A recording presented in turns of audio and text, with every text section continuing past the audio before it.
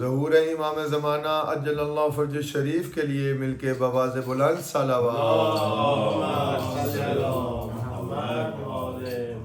اعوذ باللہ من الشیطان الرجیم، بسم اللہ الرحمن الرحیم، الحمد للہ رب العالمین،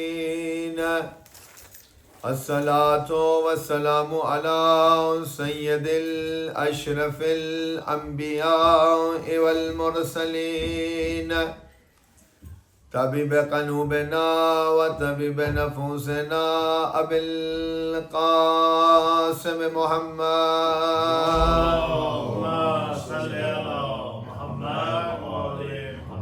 والصلاة والسلام على أهل الطيبين الطاهرين المعصومين المنتجبين، ولعنة الله على أعدائهم أجمعين۔ قال عز وجل في قرآن المجيد والفرقان الحميد، بسم الله الرحمن الرحيم، إنما يريد الله ليذهب عنكم الرجس أهل البيت ويطهركم تطهيرا۔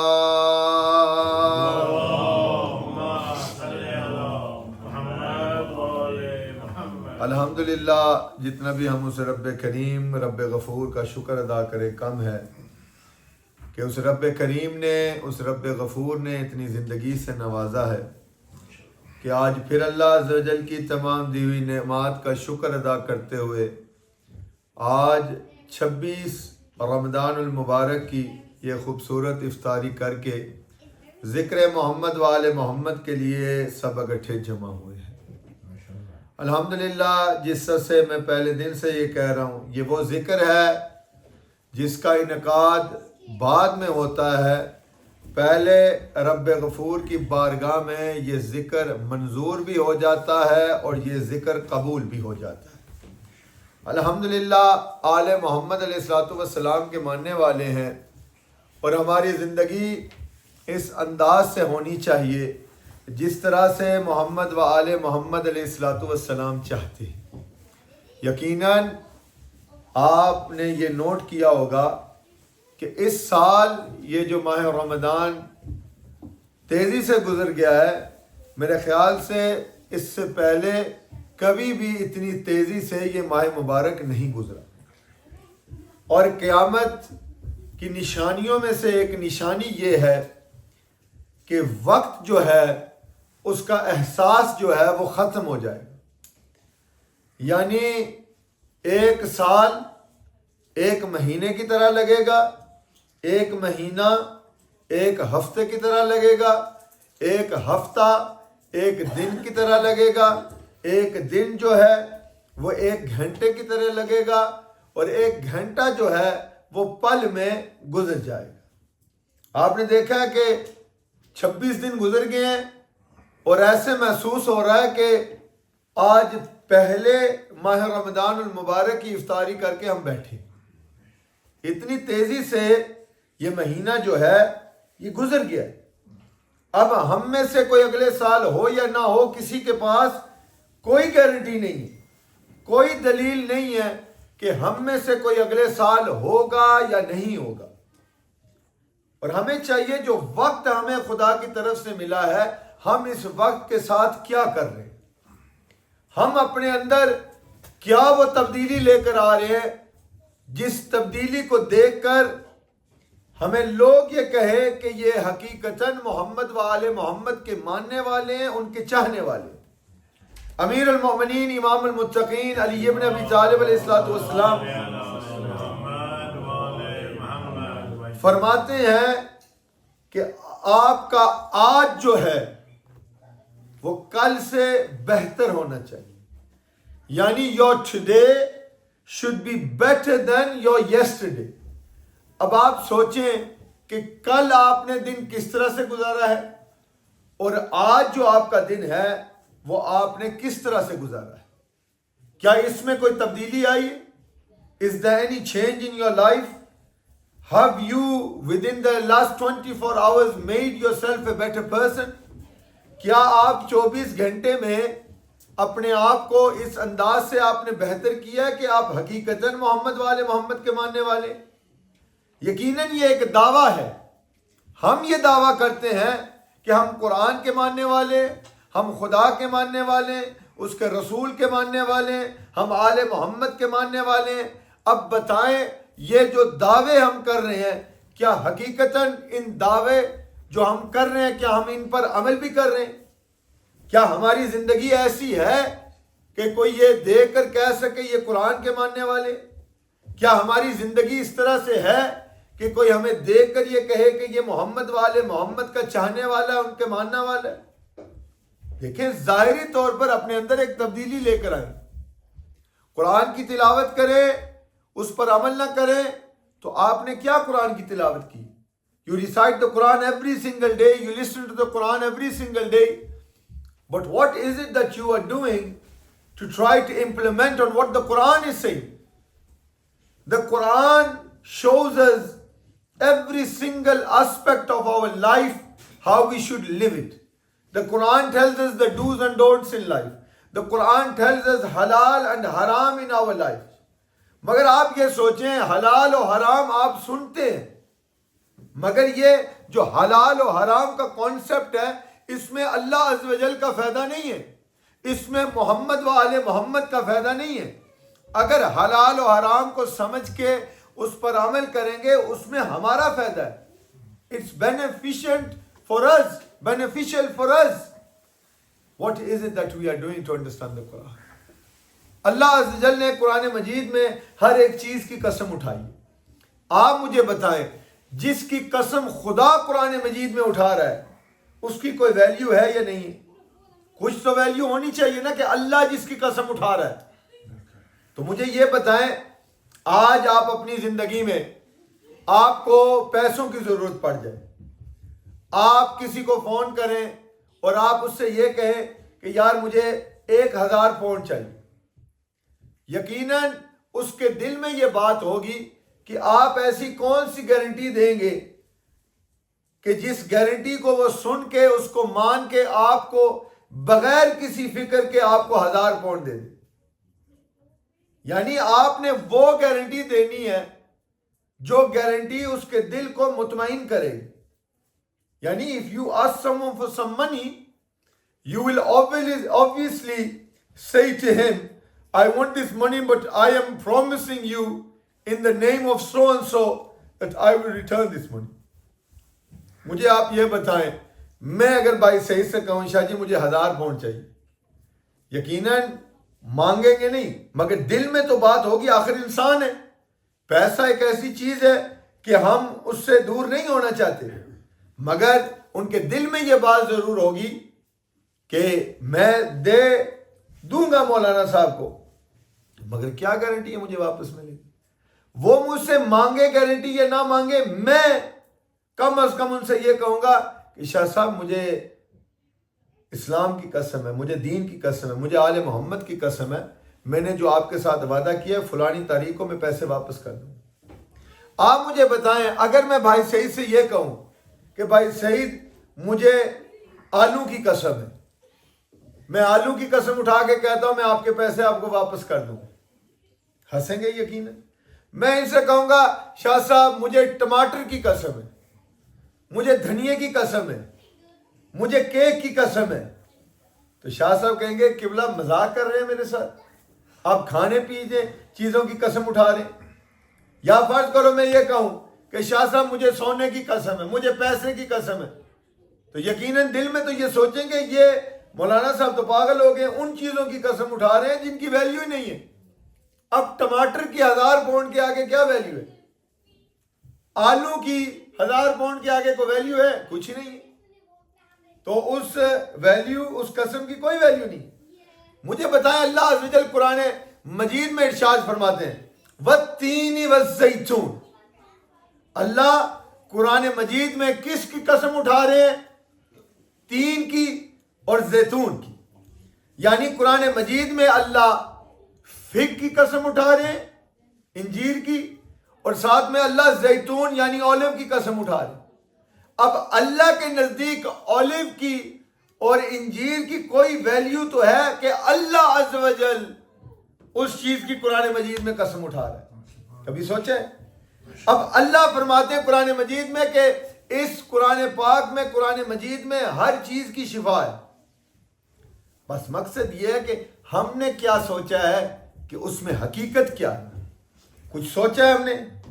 اب تین اور زیتون دو چیزیں ایسی ہیں، شاہ صاحب اسپین میں رہے، ان کو بخوبی پتہ ہے کہ اولیو کی قدر کیا ہے۔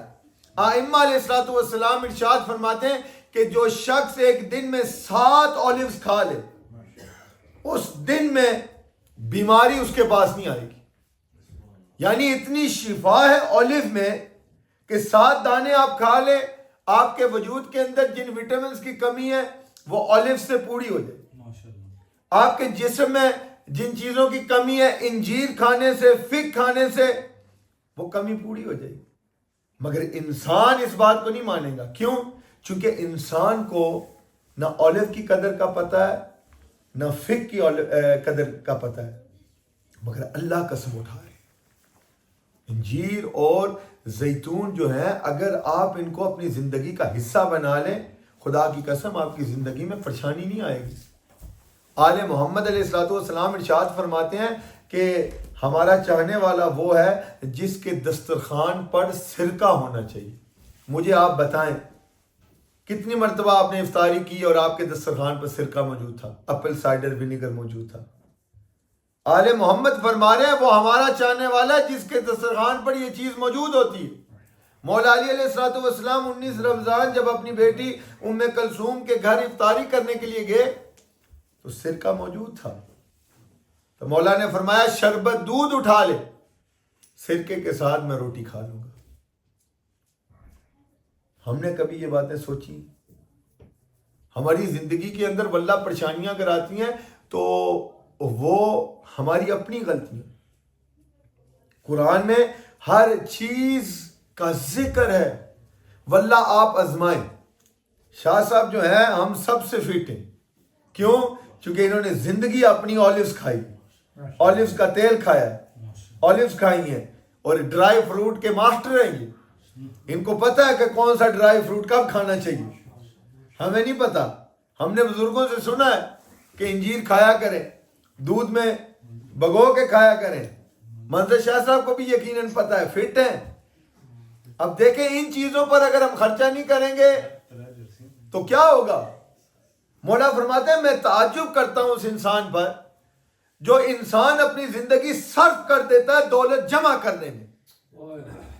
مولا فرما رہے ہیں، امیر المؤمنین امام المتقین علی ابن ابی طالب علیہ السلام ارشاد فرما رہے ہیں میں تعجب کرتا ہوں اس شخص پر جو زندگی اپنی صرف کر دیتا ہے دولت جمع کرنے پر، پیسے جمع کرتا ہے، دولت جمع کرتا ہے، مگر عجیب انسان ہے جب وہ دولت جمع ہو جاتی ہے اپنی صحت کو ٹھیک کرنے کے لیے وہی دولت صرف کر دیتا ہے۔ اب پہلے کیوں نہیں اپنی زندگی میں وہ ایک بیلنس لے کر آئے؟ کیوں نہیں بیلنس رکھتے اپنی زندگی میں؟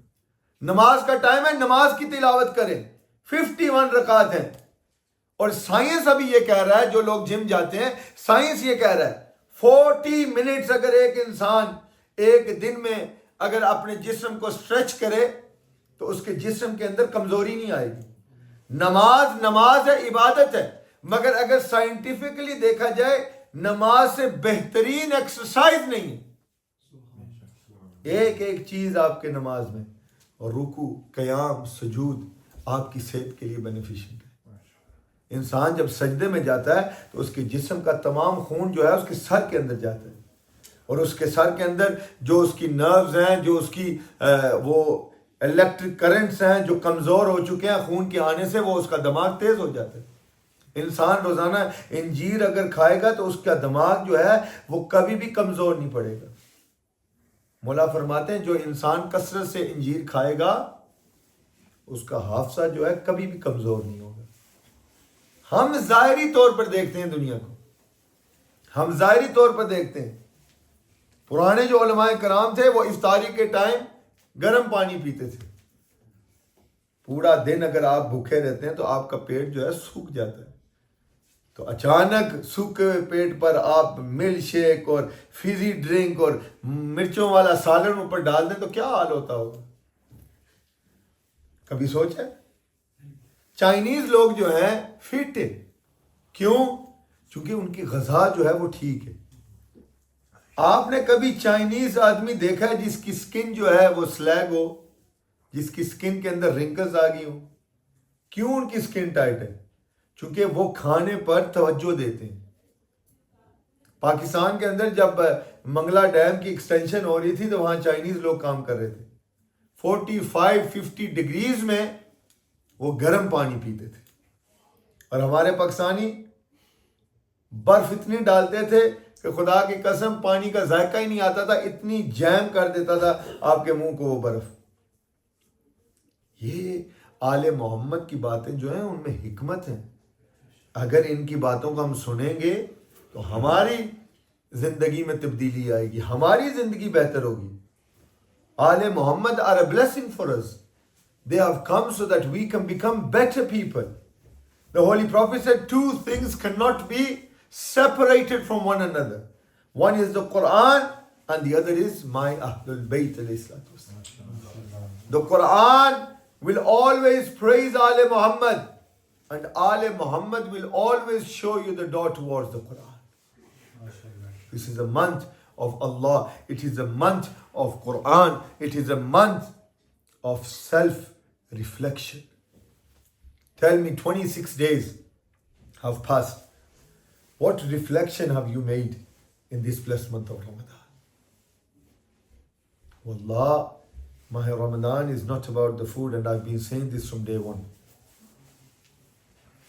آج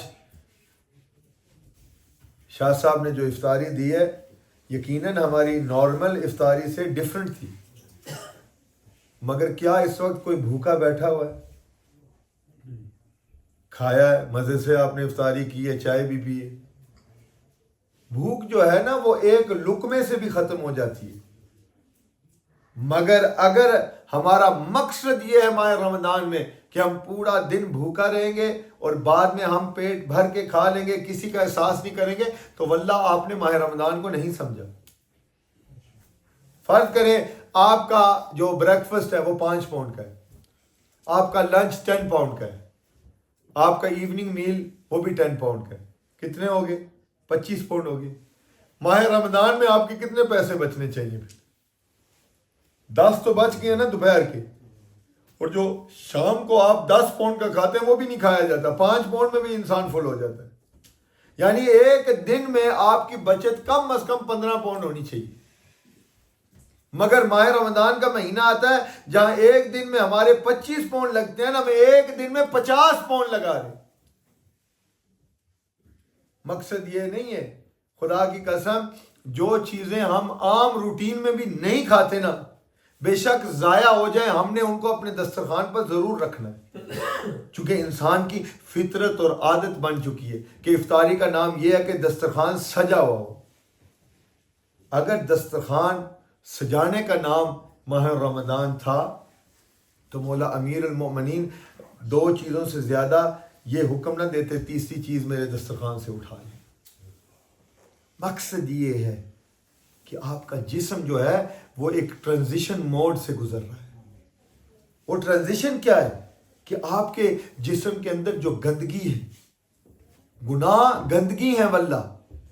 آپ جب روزے رکھتے ہیں تو وہ گندگی آپ کے جسم سے نکل رہی ہے، اور اگر آپ روزہ رکھ کے بھی بعد میں وہ جو گندگی نکلی ہے اس کو ڈبل اندر ڈالیں گے تو پھر آپ نے روزے کو نہیں سمجھا. آپ ماہ مبارک میں روزہ رکھیں، قرآن کی تلاوت نہ کریں، آل محمد کی فکر نہ کریں، اپنی زندگی کے متعلق سوچے نہ، تو پھر آپ نے روزے کو نہیں سمجھا. میرے عزیزو، میں پھر کہہ رہا ہوں، میں یہ باتیں اپنے آپ کو سنا رہا ہوں. یہ نہیں ہے کہ میں آپ کو سنا رہا ہوں، میں اپنے آپ کو، اگر میں اپنے اندر تبدیلی لے کر آؤں گا، اپنے اندر ایک روحانیت لے کر آؤں گا، تو پھر بحیثیت ایک مولانا پھر میں آپ کو بتاؤں گا. اگر میں خود گنہگار ہوں، ماہ رمضان کا مہینہ گزر جائے، جیسے پہلے تھا ویسے ہی اگر رہوں، تو میں نے رمضان سے کیا حاصل کیا؟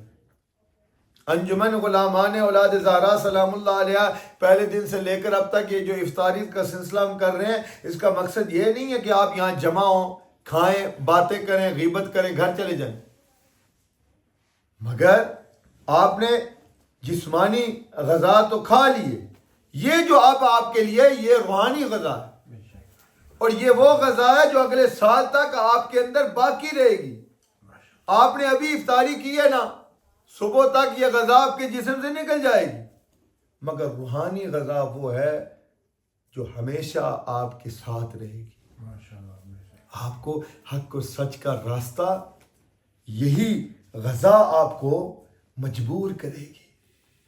واللہ یہ وقت ہے اللہ عز و جل کی معرفت کا۔ کتنی پریشانیاں دنیا میں، ایک ملک جس کے آگے پوری دنیا کھڑی مگر وہ مطمئن ہے، کس بات پر؟ چونکہ ان کے دل میں ولایت اہل بیت، ان کے دل کے اندر ولایت اہل بیت ہے، اور اس ولایت کی وجہ سے ڈٹے ہوئے ہیں کفار کے سامنے۔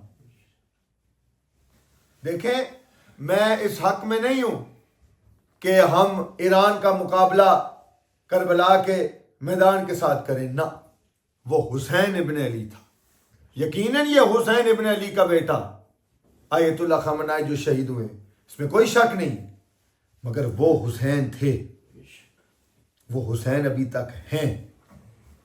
یہ اس حسین کی مان کر ظلم کے سامنے کھڑے ہیں۔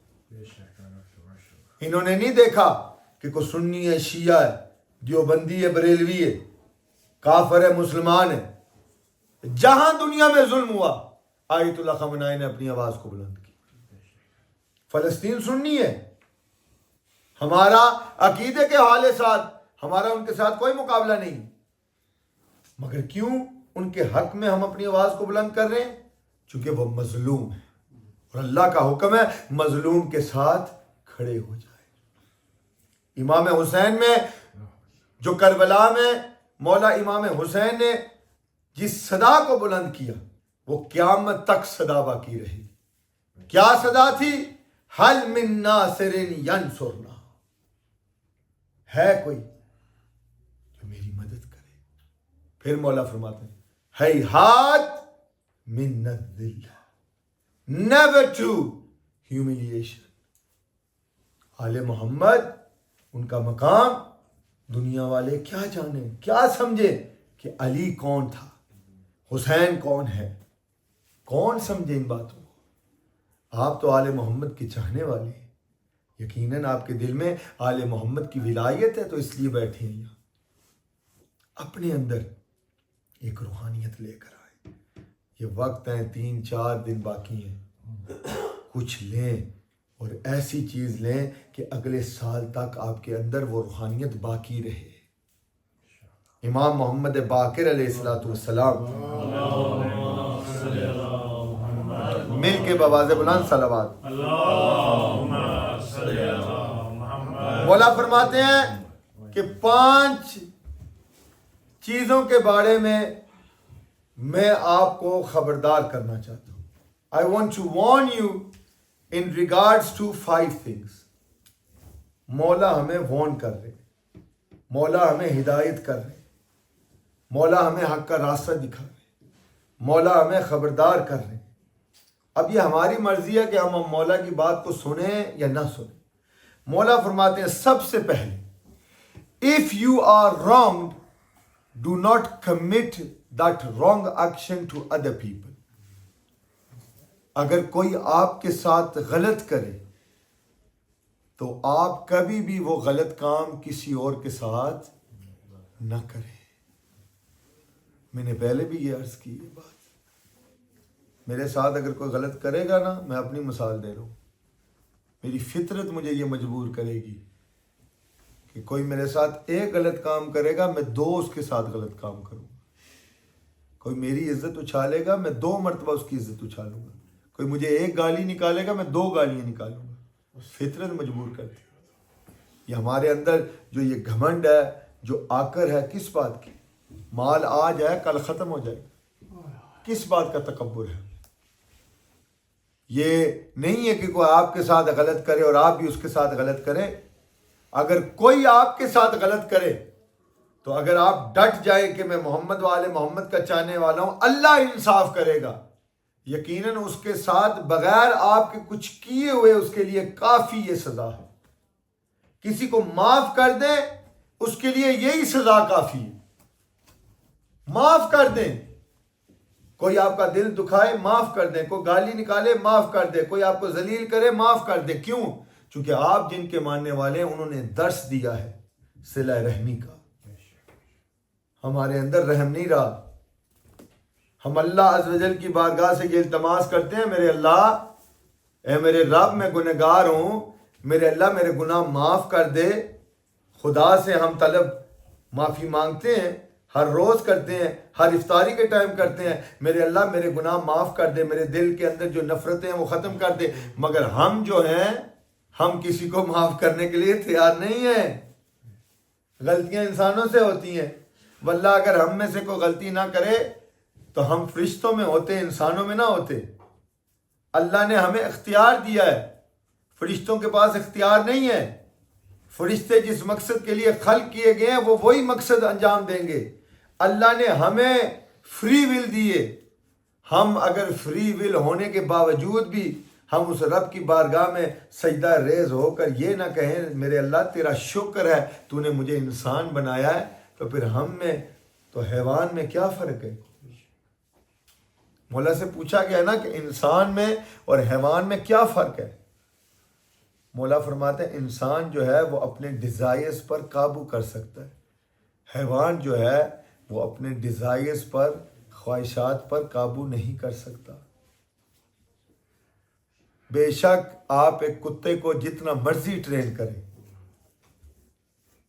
جتنا بھی ٹرین کریں، ایک دن ضرور اس کی ججمنٹ جو ہے وہ لفظ ہو جائے گی. کتا جو ہے وہ ٹریننگ کے ساتھ کچھ کام کر سکتا ہے. آپ بتائیں اگر ہم بھی ایسا کریں کہ جب مطلب ہو تو اللہ اللہ کرتے ہیں، جب مطلب نہ ہو تو ہم وہی کرتے ہیں جو ہمارا دل کہتا ہے، تو معذرت کے ساتھ ہم میں اور کتے میں کیا فرق ہے؟ ایک مثال بنی ہوئی ہے، کتا وفادار ہے، کتا وفادار ہے، کوئی شک تو نہیں ہے نا اس میں؟ کتا وفادار ہے، واحد جانور ہے کہ لوگ کہتے ہیں کہ وہ وفادار ہے. باقی نجس العین ہے، نجس ہے، اپنی جگہ ہے سب باتیں، مگر جب پوچھا جائے تو ہر کوئی کہتا ہے جی کتا وفادار ہے. گلی میں کتا ہونا اگر تو آپ بے شک آپ کا اس کے ساتھ تعلق نہیں ہے، آپ روز وہاں سے گزرتے ہیں، اور آپ ایک دن کیا کرتے ہیں کہ آپ گھر سے بچا ہوا کھانا کوئی ہڈی لے جائیں، آپ ایک دن کتے کو ہڈی ڈالیں، ہو ہی نہیں سکتا دوسرے دن آپ گزرے گے وہ کتا آپ پر بھونکے. اتنی وفا ہے کتے میں کہ ایک ہڈی ڈالے بھونکتا نہیں ہے. اور جو انسان اپنے آپ کو اشرف سمجھتا ہے اس کی وفا کہاں ہے؟ پھر آپ کسی کے ساتھ وفا کریں، آپ کسی کے ساتھ مشکل وقت میں اس کا ساتھ دیں، ان ریٹرن آپ کو کیا چاہیے؟ زیادہ نہیں، تھوڑی سی وفا چاہیے. اگر وہ انسان وہ تھوڑی سی وفا بھی نہیں کر سکتا، جب موقع ملے وہ کتے کی طرح بھونکنا شروع کر دے تو پھر اس سے وہ کتا اچھا ہے جو وفاداری کر رہا ہے. سوچنے والی بات ہے ہمارے معاشرے میں، ہمارے اندر واللہ وفا ختم ہو گئی ہے. آپ بے شک 10 سال کسی کو کھلاتے رہے، اپنا پیٹ کاٹ کے اس کو دیتے رہے، مگر وہ بے وفائی ضرور کرے گا. آل محمد کے ساتھ لوگوں نے بے وفائی کی ہے، منہ پر یہ کہتے رہے مولا ہم آپ کے ماننے والے ہیں، ہم آپ کے چاہنے والے ہیں. 21 رمضان گزرا ہے، عبد الرحمن ابن ملجم خدا کی لعنت ہو اس پر، مولا کے سامنے آیا، مولا نے کہا تو میرا قاتل ہے. اس نے کہا مولا ہم تو آپ کے وفادار ہیں, ہم تو آپ کے چاہنے والے ہیں. مولا میں عبد الرحمن ابن ملجم, میں آپ کو کیسے قتل کر سکتا ہوں, آپ تو ہمارے امام ہیں. مولا نے فرمایا نہیں, تو میرا قاتل ہے. اس نے فرمایا سزا دے. مولا نے فرمایا میں وہ علی نہیں ہوں کہ ظلم اور گناہ سے پہلے میں سزا کسی کو دے دوں. ہم کسی کو دیکھ کر یہ اندازہ نہیں کر سکتے یہ وفادار ہے یا نہیں ہے. یہ اس کے عمل, اس کا کردار, اس کا قول اور اس کا فعل یہ ہمیں بتائے گا بعد میں یہ مخلص انسان تھا یا بغیرت انسان تھا. وہ مخلص اور وفادار تھا یا اس کی مثال کتے سے بھی آگے. سوچیں, کیا ہم وفادار ہیں؟ کیا ہم آل محمد کے چاہنے والے ہیں؟ کیا آل محمد کی ولایت ہمارے اندر ہے؟ اگر ہے, آپ کا دل کہہ رہا ہے نا ہم وفادار ہیں, تو آئیں آج وعدہ کریں آل محمد کے ساتھ مخلص ہو جائیں. جتنے آپ اس دروازے کے ساتھ مخلص ہو جائیں گے, میری بات کو یاد رکھیں, اتنا اللہ عز و جل آپ کے مقام میں, آپ کے رتبے میں, آپ کے عزت میں اللہ بلندی عنایت فرمائے. جتنا آپ جھکیں گے اس دروازے کے آگے, اتنا خدا آپ کو دنیا میں بلند کر دے گا.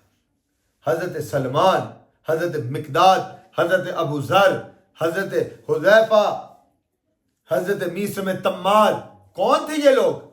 یہ مولا کی چاہنے والے تھے. موت قبول تھی مگر آل محمد سے جدائی قبول نہیں تھی. موت قبول تھی مگر آل محمد کے خلاف بھونک نہیں سکتے تھے. موت قبول تھی, آل محمد کے خلاف کوئی غلط الفاظ نہیں نکال سکتے تھے. موت قبول تھی مگر ولایت امیر المؤمنین کو چھوڑنے کے لیے تیار نہیں تھے.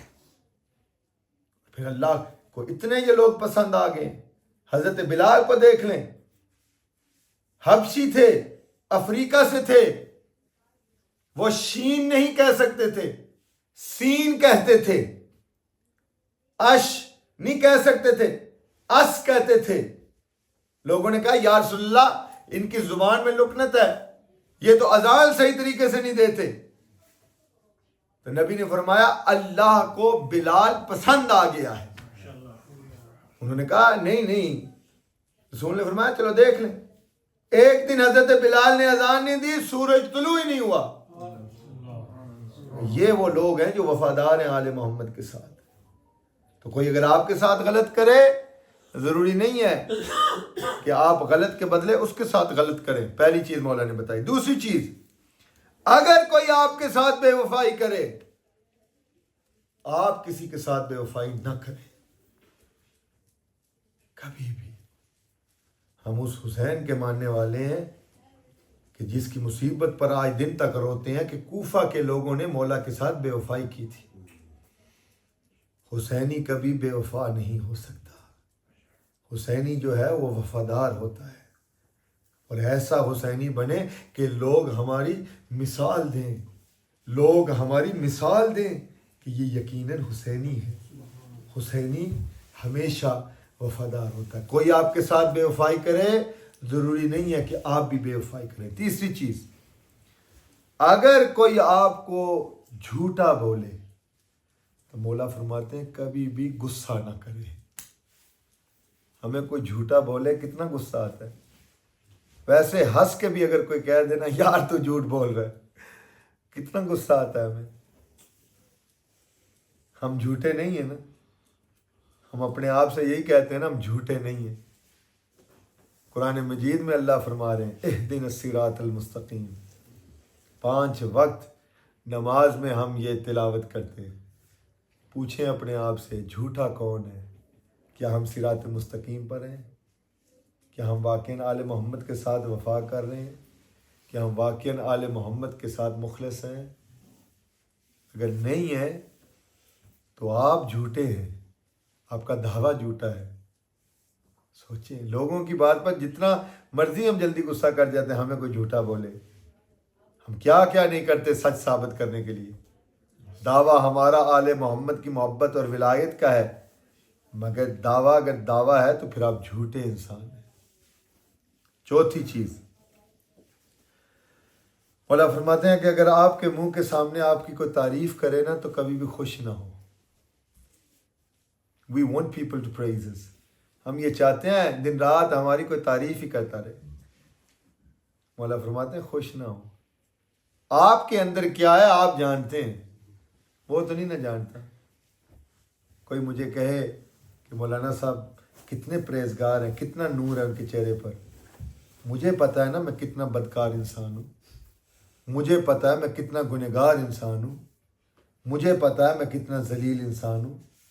یہ خدا نے اگر میری عزت برقرار رکھی ہوئی ہے تو پھر میرا بھی کام بنتا ہے نا کہ میں بھی حق ادا کروں، میں بھی یہ ثابت کروں کہ واقع میرے اللہ تو مجھے اتنی عزت دے رہا ہے، میں انشاءاللہ اس عزت کو قائم و دائم رکھوں گا اور حقیقت میں محمد و آل محمد کا ماننے والا بن کے دکھاؤں گا.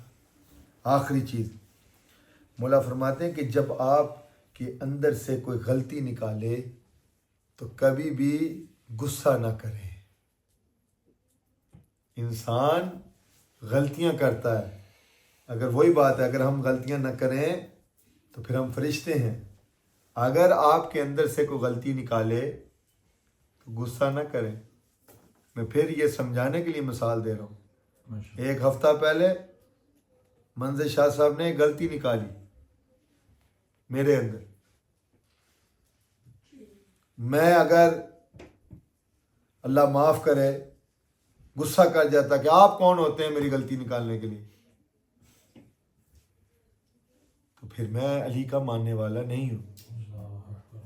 Always take the criticism of other people to make yourself a better person. لوگوں کی غلطیاں سن کے نا جو آپ کے اندر نکال رہے ہیں اس سے آپ اپنے آپ کو بہتر انسان بنائیں. یہ کمال ہے، یہ کمال ہے. اگر کوئی آپ کی غلطی نکال رہا ہے واللہ وہ آپ کے ساتھ مخلص ہے. اگر آپ کے اندر سے اکیلے بیٹھ کر آپ کے اندر عیب نکال رہا ہے تو وہ مخلص ہے. مولا فرماتے ہیں وہ آپ کا دوست نہیں ہے جو ہمیشہ آپ کے منہ پر آپ کی تعریف ہی کرتا رہے. وہ مخلص نہیں ہے آپ کے ساتھ، وہ آپ کا دوست نہیں ہے اور نہ وہ اس قابل ہے کہ آپ اس کو اپنا دوست سمجھیں. کیوں؟ چونکہ جو حقیقت میں آپ کا دوست ہے، جو آپ کے ساتھ مخلص ہے، اگر آپ میں اندر وہ عیب ہے، کوئی غلطی ہے، وہ آپ کے منہ پر آپ کو بتائے گا کہ یہ آپ کی غلطی. مگر غلطی نکالنے کا بھی ایک طریقہ ہوتا ہے. پبلکلی کسی کی انسلٹ نہ کریں. آپ کو محسوس ہو رہا ہے نا کہ یہ بندہ ایک غلط کام کر رہا ہے، اکیلے میں تنہائی میں بیٹھ کے اس کو سمجھا. آپ نے فریضہ ادا کر دی، آگے اس کی قسمت، اس کی مرضی، وہ اس غلطی کو نکالے یا نہ نکالے وہ اس کی مرضی ہے. مگر آپ نے اپنا حق ادا کر دیا. آئیں اس ماہ مبارک میں آل محمد کے دروازے پر آ جائیں. مولا فرماتے ہیں the best revenge is to improve yourself. بہترین بدلہ کیا ہے؟ اپنے اندر تبدیلی لے کر آئے. میں غلطیاں نکال رہا ہوں، فلاں ٹھیک نہیں ہے، فلاں نماز نہیں پڑھتا، فلاں قرآن نہیں پڑھتا، فلاں یہ نہیں کرتا، مجلس میں نہیں آتا، جشن میں نہیں آتا، یہ نہیں کرتا، وہ نہیں کرتا. اس کی غلطیاں میں نے نکال دی. اس سے میں نے کیا سیکھا ہے؟ کیا مولا فرما رہے ہیں the best revenge is to improve yourself. میں لوگوں کی غلطیاں اگر نکالوں تو اس سے میں نے کیا سیکھا ہے؟ اگر میں اس سے کچھ سیکھوں گا نا تو پھر میں اچھا انسان. اور آخری فرمان مولا فرماتے ہیں blessed is the one whose own faults occupy him from noticing the faults of other people. اللہ اکبر. مولا فرماتے ہیں بہترین وہ شخص ہے جو اس بات پر مصروف رہتا ہے کہ اس کے اندر کتنی غلطیاں ہیں، اس کے اندر کتنی غلطیاں ہیں، اور اپنا وقت اس پر برباد نہ کرے کہ دوسروں کے اندر کتنی غلطیاں ہیں. آپ اپنے آپ کو اتنا مشغول کر لیں کہ آپ کو اپنی غلطیاں نظر آئیں اور آپ کے پاس اتنا فری ٹائم نہ ہو کہ آپ لوگوں کی غلطیاں دیکھیں. اس نے اپنے قبر کے اندر جواب دینا ہے، اس نے اپنے مولا کو جواب دینا ہے. آپ کیا کر رہے ہیں؟ Ramadan is about you. What have you done in this blessed month of Ramadan? آپ کے اندر کیا تبدیلی آئی ہے؟ اور میں یہ 2 فرمان ہیں میں نے لکھے تھے، میں سنانا چاہتا ہوں کیونکہ ماہ رمضان کا کوئی پتہ نہیں ہے کب ہمیں نصیب ہو۔ مولا فرماتے ہیں be harder on yourself in this world and you will find ease in the hereafter. اپنے ساتھ اس دنیا میں سختی کرے، اگر اس دنیا میں آپ اپنے ساتھ سختی کریں گے، مولا فرماتے ہیں آپ کی آخرت جو ہے وہ احسان ہو جائے گی۔ کون ہے اس دنیا میں اپنے آپ کے ساتھ سختی کرتا ہے؟ یہ باتیں سننے کی نہیں ہیں، بس سمجھنے کی ہیں۔ مولا یہ ہمیں سنا رہے ہیں کہ ہمارے اندر تبدیلی آئے۔ اور آخری مولا فرماتے ہیں take account of yourself before you are held for your account. اپنا اکاؤنٹ خود لیں قبل اس کے کہ وہ خدا آپ سے اکاؤنٹ لے۔ مہینے کے بعد، سال کے بعد ٹیکس ریٹرن جب لوگ کرتے ہیں نا، ان کو ہر چیز یاد ہوتی ہے کہ یہ بھی رسید اس میں ڈالنی ہے، یہ بھی رسید اس میں ڈالنی ہے۔ سال کے بعد اپنا اکاؤنٹ جب دیتے ہیں نا HMRC کو، تو کتنی فکر آپ کو ہوتی ہے؟ کبھی سوچا ہے جب وہ خدا آپ سے اکاؤنٹ لے گا تو کیا دیں گے؟ کیا رسیدیں ہیں آپ کے پاس کہ آپ نے نماز کی تلاوت کی ہے؟ نماز وہ ہے جو آپ کو برائی سے دور لے جاتی ہے۔ انسان دعویٰ کرتا ہے میں نماز 5 وقت پڑھتا ہوں، پھر ساتھ میں گناہ بھی کرتا ہے، نماز کا کوئی فائدہ نہیں ہے۔ انسان قرآن کی تلاوت کرتا ہے مگر قرآن کی معرفت نہیں ہے، قرآن پڑھنے کا کوئی فائدہ نہیں ہے۔ انسان آل محمد کی مودت اور محبت کا دعویٰ کرتا ہے مگر اس کے اندر کوئی تبدیلی نہیں ہے، اس محبت کا، اس ولایت کا، اس مودت کا کوئی فائدہ نہیں۔ اکاؤنٹ اپنا اب وقت ہے اس دنیا میں اپنے آپ کو اکاؤنٹبل کریں ہر ایک عمل کے ساتھ۔ واللہ مظلوم کربلا کے ساتھ لوگوں نے اتنا ظلم کیا کربلا میں کہ آج تک ہم اس بات کو یاد کرتے رہے۔ واللہ وہ مظلوم اور غریب امام ہے ہمارے امام حسین کہ کربلا میں جس کے پاس کوئی تلوار یا کوئی چیز نہیں تھی نا، اس نے کربلا کی گرم ریت کو اٹھا کر مظلوم کربلا کے زخموں پر پھینکی۔ جس کے ہاتھ میں کچھ نہیں تھا اس نے پتھروں کی بارش کی امام حسین کے جسم پر۔ اللہ اتنا ظلم ہوا کربلا میں کہ واللہ ہم قیامت تک اگر روتے رہیں تو ہم حق ادا نہیں کر سکتے۔ میرے عزیزو، یہ خدا کی طرف سے یہ تحفہ ہے، یہ زندہ معجزہ ہے کہ مظلوم کربلا کا واحد وہ ذکر ہے کہ انسان بے شک اپنے غموں میں گریا کرے یا نہ کرے، یہ اس بی بی کا کرم ہے کہ ایک آنسو اگر ہماری آنکھ میں آ جائے مظلوم کربلا کے غم میں تو ہماری شفاعت کے لیے وہ کافی ہے۔ اتنے ظلم کیے لوگوں نے کربلا میں، ہر شہید ایک ایک مرتبہ شہید ہوا۔ باب الحوائج کا ذکر کرنا چاہتا ہوں۔ آج کے اس افطاری کے جو بانی ہیں سید شعیب شاہ صاحب، خدا عز و جل ان کی توفیقات میں اضافہ فرمائے، اور اس ذکر کے صدقے میں ان کے دادا پیر سید شاہ محمد اور ان کے والد پیر سید ولایت حسین شاہ صاحب اور پیر سید امجد شاہ صاحب اور دیگر ان کے خاندان سے تعلق رکھتے ہوئے جو اس دنیا فانی سے پردہ فرما گئے ہیں، خدا اس ذکر کے صدقے میں ان کے درجات بلند فرمائے، اور باب الحوائج کے صدقے میں شاہ صاحب کی والدہ کو شفاء کلی عنایت فرمائے۔ خدا عز و جل پیر سید سلیم شاہ صاحب اور پیر سید رضا شاہ صاحب اور سید شعیب شاہ صاحب اور یہ جو بھائی یہاں ہیں خصوصاً پیر سید لال شاہ صاحب اور باقی محمود حسین شاہ صاحب، خدا ان بھائیوں کو آپس میں پیار محبت اور اتفاق عنایت فرمائے اور دشمنان کے حسد سے محفوظ فرمائے۔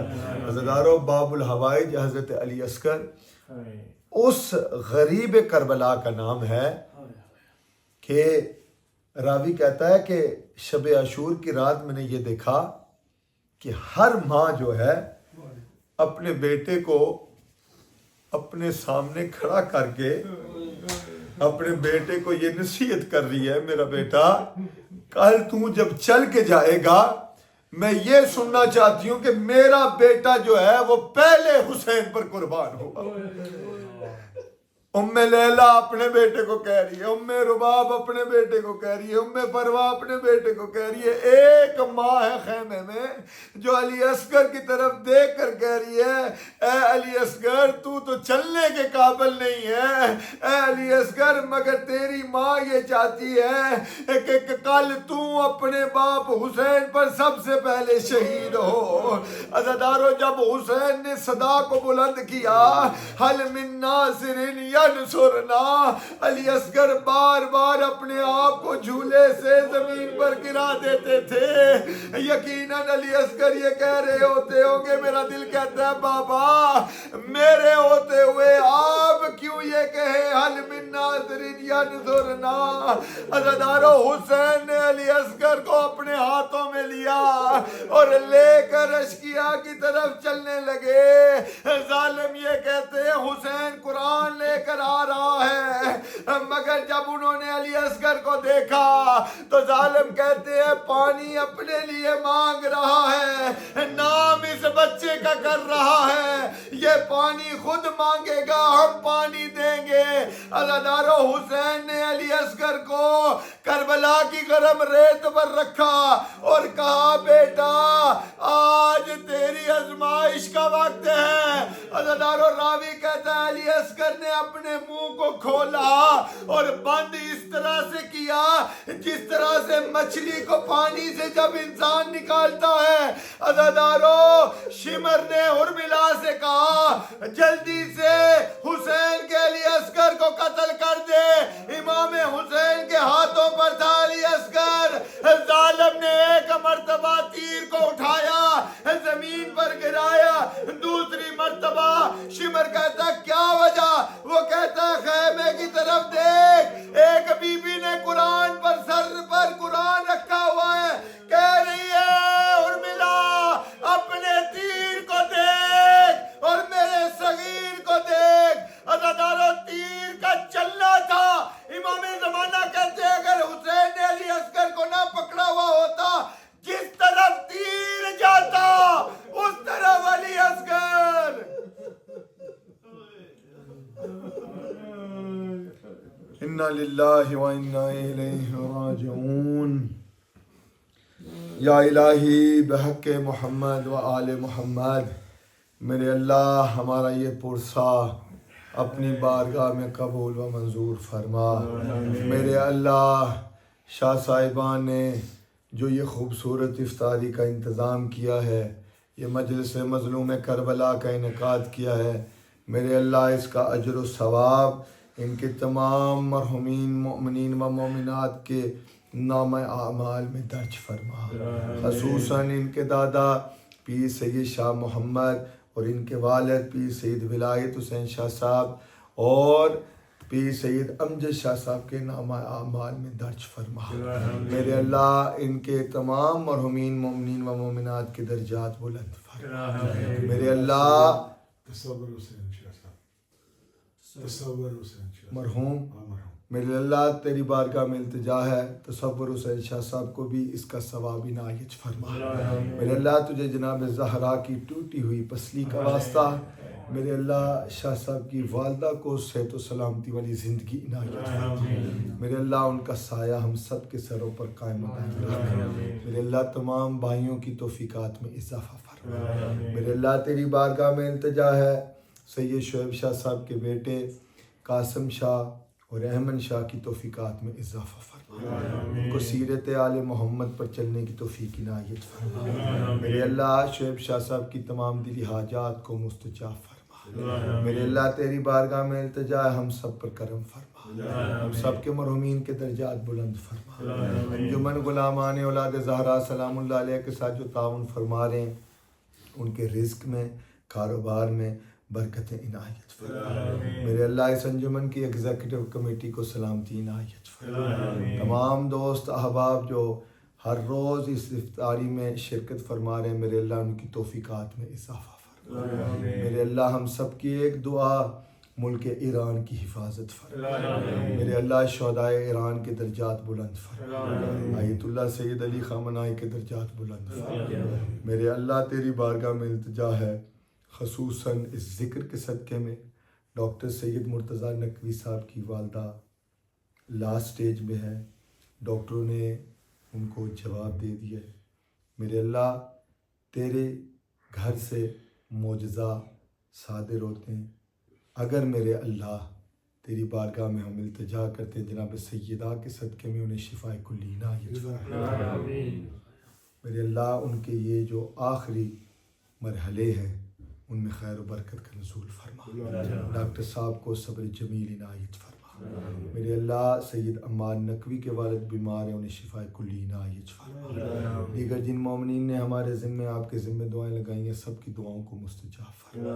وقت کے امام کے ظہور میں تعجیل فرما، سب مل کے اللہم عاجل لولیک الفرج، اللہم عاجل لولیک الفرج، اللہم عاجل لولیک الفرج، رب صلی علی محمد وآل محمد برحمتک یا ارحم الراحمین، میرے اللہ تیری بارگاہ میں التجا ہے تمام شہدائے اسلام، شہدائے ملت جعفریہ، علماء کرام، ذاکرین جو ذکر محمد وآل محمد کرتے اس دنیا فانی سے پردہ فرما گئے، آپ سب کے مرحومین مومنین و مومنات کے لیے، شہدائے ایران خصوصاً آیت اللہ سید علی خامنہئی اور خصوصاً سید شعیب شاہ صاحب کے تمام مرحومین مومنین و مومنات، نانکا و دادکا خاندان سے، خصوصاً ان کے دادا پیر سید شاہ محمد، ان کے والد پیر سید ولایت حسین شاہ صاحب اور پیر سید امجد شاہ صاحب اور تصور شاہ صاحب، سب مرحومین کے لیے